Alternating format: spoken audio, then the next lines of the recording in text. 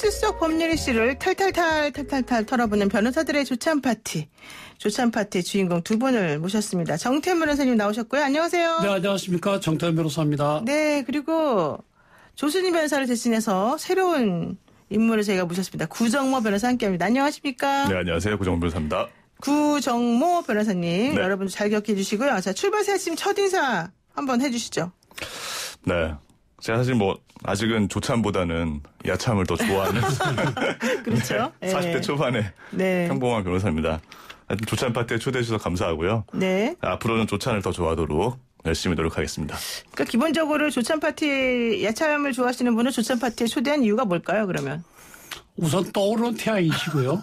보시기에 이제 들으시기에도 목소리도 좋으시고 또 쾌활하시고 또 열정이 넘치시는 분이기 때문에 아무래도 시청자 여러분들에게 새로운 시각을 보여드리고 좋은 말씀 많이 하실 수 있을 것으로 기대합니다. 정 변호사님 사촌 동생이십니까? 왜 이렇게 칭찬을 갑자기 막. 구 변호사님은 원래 전문이나 좀 잘하는 분야가 어떤 거죠?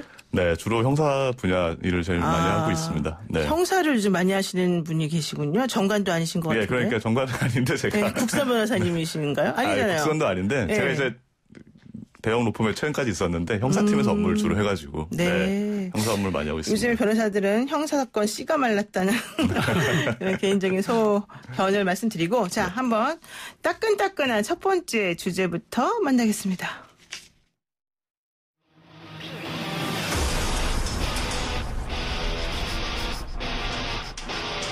고발은 세 가지 혐의로 이루어져 있습니다. 첫 번째는 주로 재산 축소 신고를 통한 선거법상 허위사실 공표 혐의를 저희가 인지를 했습니다. 그리고 두 번째는 저희 더불어시민당의 후보자 추천 업무를 위계를 통해 방해한 혐의, 형법상의 업무방해 혐의를 저희가 인지해서 고발 조치합니다. 그리고 세 번째는 주된 이제 의혹의 대상인 것인데 부동산을 본인 명의가 아닌 동생들의 혐의로 명의신탁한 혐의입니다. 네, 이에 따라서 부동산 실거래자 명의등기법 위반 혐의로 형사 고발 조치하는 바입니다.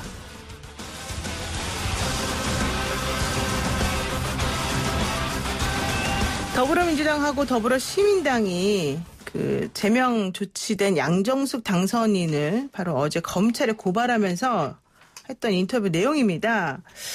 오늘 10시에 재심이 또 예정되어 있기도 하죠. 자, 어떤 혐의로 고발을 한 건지 먼저 설명을 어느 분이 해주실까요? 예, 제가 간단히 말씀드리겠습니다. 네. 사실 이 사건의 전제는 뭔가 하면 2016년도에 이제 지금 양정숙 변호사 당선이죠. 양당선이라서. 양당선인이 그때도 이제 비례대표 후보로 등록이 됐었는데 그 당시 재산이 49억이었습니다. 근데 이번에 4년이 지난 2020년도에 또 이번에 재산 신고를 했는데 중앙선거관리위원회에 재산이 92억이 된 거예요. 그러니까 와. 4년 동안에 43억이 늘어난 것이죠. 네. 그래서 그 점에 관해서 이제 더불어시민당 그리고 더불어민주당에서 이거는 조사를 해보니 이 동생들 이름으로 그 부동산 일종의 투기를 한 것이다. 따라서 중앙선거관리에 신고한 재산 관련 내용도 허위다. 그게 공직선거법 위반이고 또 우리가 그런 사실을 알았더라면 공천을 안 했을 텐데 모르고 하도록 했으니까 추천 업무를 방해했다. 또 그리고 이 부동산을 사고 팔고 할 때는 실권리자 이름으로 해야 되는데 동생들 이름으로 했으니까 부동산 실거래자 명의 등기에 관한 법률 위반이다. 이런 취지로 이제 고발을 했고요. 네. 거기에 더해서 양정숙 변호사 이건 전혀 사실 무근이다. 그러면서 이번에는 이 더불어시민당과 이런 것을 보도를 한 KBS를 상대로 또 맞고소를 했어요. 네, 일단 고발한 내용까지 일단 먼저 정리 한번 해보고 맞고소 얘기도 해볼 건데요. 근데 재산이라고 하는 게 그동안에 공시지가도 오르고 또 부동산 가격도 많이 상승을 했기 때문에 또 더더군다나 민주당에서 비례를 받을 때 보통 먼저 재산에 대한 신고를 먼저 받고 이런저런 걸 다 감안해서 이 사람은 괜찮은 후보다 아니다 결정을 그때 내리는 거 아닙니까? 그렇다면 이미 한번 걸러졌다라고 봐야 되는데 이게 이제 와서 문제가 되는 게 왜 그럴까요, 구 변호사님? 예, 그러니까 최근에 그 민주당 박주민 최고위원이 그래서 관련해서 이런 말을 했습니다. 4년 만에 이렇게 차이가 많이 벌어진 부분에 대해서 연유와 과정을 더 깊게 살펴봤어야 했다. 네, 그래서 실제 자료를 보니까 네. 차명 보유 재산을 본인 명의로 결국 회복했다라는 것이 드러난 것 아니냐. 그러니까 단순히 부동산 숫자와 가치가 높아지기만 한 것이라고 하면은 말 그대로 도덕적 문제일 수 있겠으나 그 연유가 만약에 어떤 다른 목적, 예컨대 뭐 세금 탈루라든가 아니면 과정상에서 뭐 위법한 명의신탁 같은 수단이 활용됐다거나 그런 거는 도덕적 문제가 더 이상 아니지 않겠느냐. 이렇게 판단을 지금 조사팀이 한 것 같습니다. 그렇군요. 지금 양 당선인 측의 주장은 43억 재산 증가는 시세가 일단 상승한 게 있고 또 모친이 사실은 사망을 하면서 그 상속받은 재산에 대한 처리가 3년 동안 미뤄져 있다가 이번에 정리가 되면서 그게 동생들하고 지분을 이제 나누는 과정에서 올라간 것이다. 그리고 12월 31일 기준대로 신고를 하다 보니까 매각한 부동산에 대해서 이중으로 과다 계산이 돼서 이게 좀 높이 계산된 측면이 있다. 본인은 법과 규정에 따라 증여세, 상속세 모두 납부했다. 그리고 원래 이분 집안이 조금 돈이 좀 있는 집안이었다. 먼저 이런 얘기거든요. 자, 양정수 당선인이 그러면서도 이제 억울하다라고 하면서 맞고소를 했는데요. 그 맞고소에 또 내용이 또 다른 게 뭐가 있습니까? 맞고소한 거는 그거죠. 이제 더불어시민당에서 이제 말하자면 자기 진상조사나 조사한 거 그런 조사 보고서가 조사할 때 언론사에 유출이 됐다는 거죠. 그래서 그 점에 대해서 이제 개인정보보호법 위반으로 이제 맞고소를 한 걸로 보이는데 사실 이게 결국 쟁점은 그거죠. 실제로 명의신탁을 한 것이냐, 동생들 명의를 빌려서 이렇게 부동산을 사고 팔았는지 아닌지가 명확한 쟁점이죠. 그래서 만약에 그것이 아니고 그런 사실이 없다고 한다면 양정숙 변호사, 양 당선인은 억울한 것이고 또 동생들 이름을 빌려서 했다고 한다면 그거는 뭐 변명의 여지가 없죠. 근데 그것이 진실이 무엇인지는 아직은 뭐 밝혀지지 않고 있고 민주당 측에서도 의심이 간다, 의혹이 있다 이런 것이고 양 당선자도 그런 사실이 없다. 지금 그런 단계이기 때문에 아직 실체가 확실하게 밝혀지지 않고 있는 그런 상태입니다. 지금 더불어시민당에서는 그 조사를 하는 과정 중에서 양 당선인의 동생들에게 연락을 해봤다는 거죠. 그때는 동생들이 누나가 차명으로 원래 원하지 않았는데 본인들 이름을 써가지고 재산을 취득하면서 좀 문제가 생겼다 이런 취지로 말했기 때문에 그 말이 양 당선인의 소명하고 다르다. 그런데 나중에 동생들이 말이 또 조금 바뀌어서 누나 말하고 좀 취지가 같은 방식으로 얘기가 되긴 했는데 그거는 양 당선인이 그런 식으로 조금 말을 하라고 한 것 아니냐 이런 것 같아요. 네, 그런 것 같습니다. 그러니까 결국 사실 이제 어쨌든 민주당 그 조사팀에서 판단한 부분은 있는데 네. 또 소명하겠다고 하는 부분이 있고 또 말씀하신 것처럼 이제 중간에 말이 바뀌었던 부분들도 있으니까 어쨌든 이제 재심이 오늘 결과가 나올 것이고 그 결과에 따라서 이후에 좀 절차가 이루어져야 하는 것이 아닌가 이런 생각도 듭니다. 근데 고발까지 한마당에 재심을 받아들여지긴 좀 어렵지 않을까요? 근데 이게 이 사건의 흐름을 보면 좀 특이하고 이해가 안 가는 부분들이 좀 있습니다. 네. 왜냐하면 우선 그 재심도 오늘 결과 나온다는데 재심 결과도 보기 전에 어제 고발을 했거든요. 네. 그리고 또 이게 앞뒤가 안 맞는 것 같은 거는 4월 7일 날 선대본부 조사팀에서 동생에 전화를 했더니 이게 사실은 명의를 빌려준 거다. 이렇게 얘기를 했는데 4월 12일 날 직접 나와서 진상조사, 대질조사를 했더니 사실은 명의신탁이 아니고 동생들은 내 거다. 그렇게 부인을 했거든요. 그리고 네. 총선이 끝났어요. 네. 그냥 넘어갔는데 갑자기 그로부터 열흘 지나서 4월 26일 날 더불어시민당에서 사퇴해라. 그러니까 양 당선인은 나는 억울하다. 법정에서 사실 밝히겠다 이랬고요. 그때 이틀 뒤에 또 제명을 했어요. 그리고 또 계속 사퇴 요구를 했는데 거부를 하니까 고발을 한 거거든요. 네. 그래서 그러면 만약에 이것이 진실이라면, 그러니까 말하자면 명의신탁이 확실하다면 사실은 총선 전에 바로 조치를 취하는 게 맞겠죠. 근데 네. 그때는 가만히 있다가 총선 끝나고 열흘 뒤에 이렇게 또 막 제명을 하고 막 서둘러 하는 걸 보니까 이게 좀 뭔가 석연치가 않아요. 그래서 일각에서는 네. 이것이 민주당 내 권력투쟁이다 뭐 그런 설까지 나와요. 무슨 얘기인가 하면 네. 양 당선인을 밀었던 어떤 강력한 사람이 있는데 그 사람에 대해서 견제하는 세력이 양 당선인을 공격함으로써 뭔가 영향을 주려고 했다. 설이죠, 설. 그런 설까지 나올 정도. 뭐 하여튼 민주당의 그동안의 그 양 당선인에 대한 태도를 보면 좀 이해가 잘 안 가는 부분들이 있습니다. 네. 물론 민주당 입장에서 총선 전에 바빠갖고 미처 못했다. 그리고 본인이 사퇴 안 한다니 방법이 있겠네. 이럴 수는 있는데 그럼에도 불구하고 그 여당인데 네. 뭔가 좀 그 절차가 매끄럽지 않고 뭔가 좀 그 국민들이 볼 때 선뜻 납득이 안 가는 그런 점이 있습니다. 그러니까 양 당선인 측에서도 상당히 억울하다. 오히려 형사고발을 해달라. 그럼 내가 명예롭게 밝히겠다. 뭐 이런 얘기인 것 같은데요. 버티게 한다. 이거 가지고 또 얘기들이 좀 있습니다만 본인 주장은 이겁니다. 공직선거법의 공소시효는 6개월이기 때문에 버티기란 있을 수가 없는 것입니다. 수사기관에 최대한 협조해서 국민과 당에 누가 되지 않도록 하겠다. 뭐 이런 얘기를 했다는 건데 하여간에 정치는 복잡하네요. 구 변호사님 어떻게 생각하세요? 이런 상황을 보셨을 때. 네, 그러니까 뭐 사실 말씀하신 것처럼 이렇게 물론 다 이제 변호사로서 보는 입장에서 그런지는 모르겠습니다만 결국 다 말은 다 들어봐야 하는 것이고 그래서 뭐 그런 의혹이 제기되고 한 거에 대해서 뭐 충분히 물론 의혹이 사실이라고 한다면 당연히 뭐 국민들에게 충분히 해명해야 될 내용이지만 팩트가 무엇인지는 조금 더 볼 여지는 있지 않겠나. 다들 판단을 보류한 쪽으로 두 분 얘기를 하고 계십니다. 역시 변호사들답습니다. 네. 그리고요.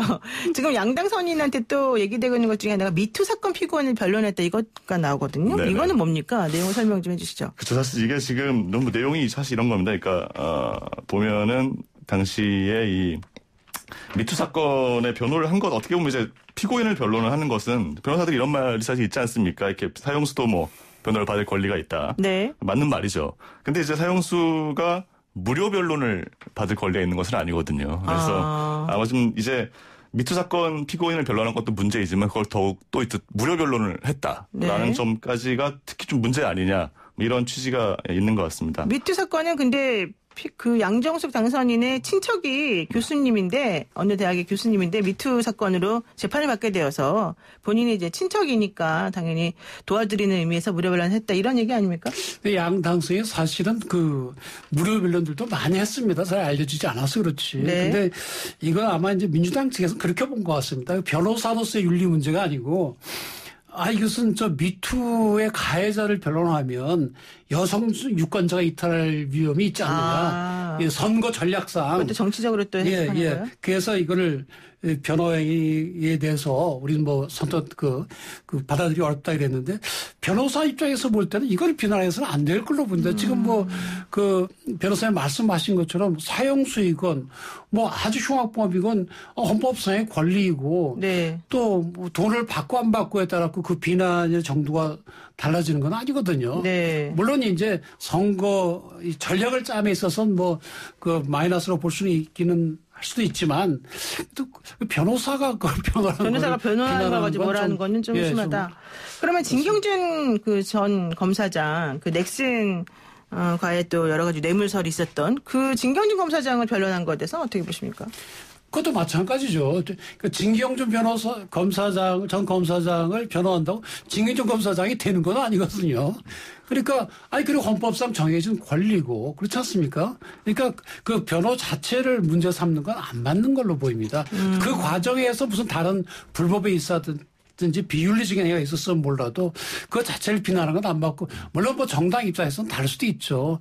근데 변호사님도 형사사건 많이 하지만 다 그게 사회적으로 훌륭한 사람들이 아니잖아요. 그죠? 예, 근데 저도 아까 이제 말씀을 드렸습니다만, 그러니까 이제 아마도 이제 걸어온 행보라든가 정치인이 보다 보니까 뭐 그런 면들이 좀 있을 것 같아요. 그러니까 여성인권 신장을 위해서 뭐 노력을 해온 것을 앞세워서 어떻게 보면 당선이 됐는데, 이제 그런 사람이 미투 사건의 가해자의 변호를 하거나 진경준 검사장을 예. 변호하거나. 예. 근데 이제 이런 것도 있는 것 같아요. 제가 아까 무료 변론 좀 말씀드렸습니다만, 사실 저는 저도 무료 변론을 많이 합니다만, 네.